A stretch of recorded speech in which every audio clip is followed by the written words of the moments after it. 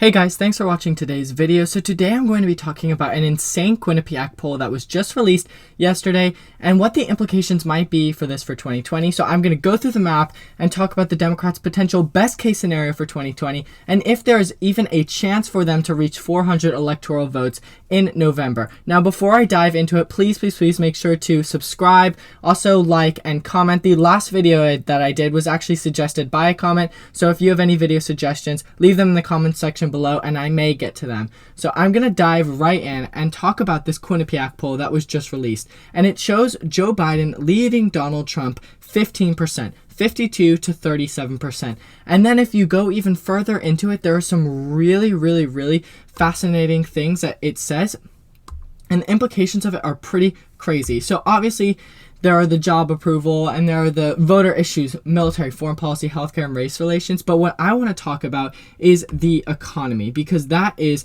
really crazy. It shows Donald Trump's approval rating of the economy 44 to 53. So that is actually a negative 9% approval rating, with Joe Biden having a positive 7% approval rating. And this is the first time that Joe Biden has a positive approval rating while Donald Trump has a negative approval rating. And the implications of this are crazy because historically Donald Trump has been really strong on the economy, and that's kind of been the pillar of his campaign.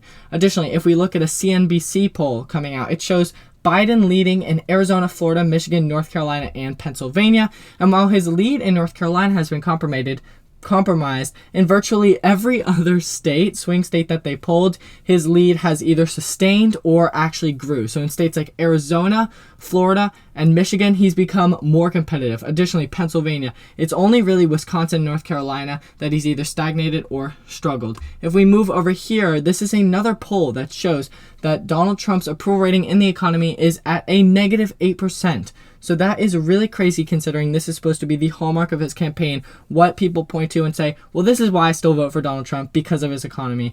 Because look at all these other approval ratings. His job as president, issue of healthcare, coronavirus pandemic, his response to the death of George Floyd, all of these are deeply underwater. And now, from March, a positive 10 approval rating has moved to a negative 8 approval rating, and that is pretty astounding. Here are some more figures on that. If we look at Real Clear Politics, the polling data over President Trump's approval over the economy, it was looking pretty solid, pretty far back. If we scroll down here, and recently we're seeing some red in there, some negative approval ratings. His economy approval rating still in the positive, but moving lower. And this is really significant, and I do think that this will play a big factor in if Joe Biden is able to get to 400 electoral votes.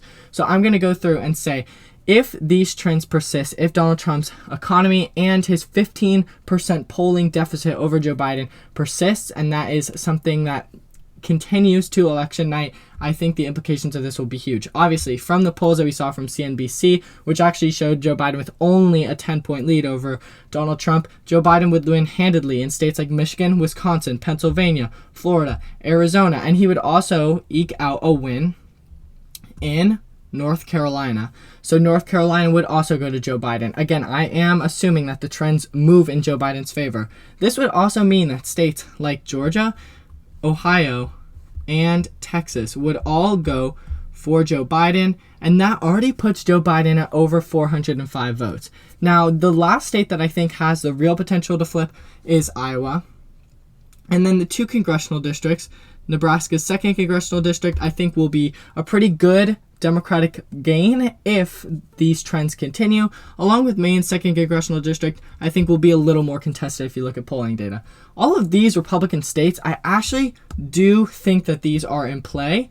If you look at the polling data coming out of them, if these trends continue, if they show Joe Biden is way in the lead over Donald Trump, Trump's lead in these specific states is not that large. Again, I know this sounds really crazy saying that Arkansas may be in play for 2020, but if you go through and look at the polling data and look at how Donald Trump's lead in certain areas has diminished, like the economy, you can definitely see that this would be possible because, again, the economy is where Donald Trump really makes a name for himself, and if the economy is not strong, then he won't do well in 2020. It's as simple as that because voters truly just don't approve of him on any other front. So thank you guys so much for watching. This was a best case scenario. Please subscribe, like, and comment any suggestions that you have or critiques of this video. Thank you.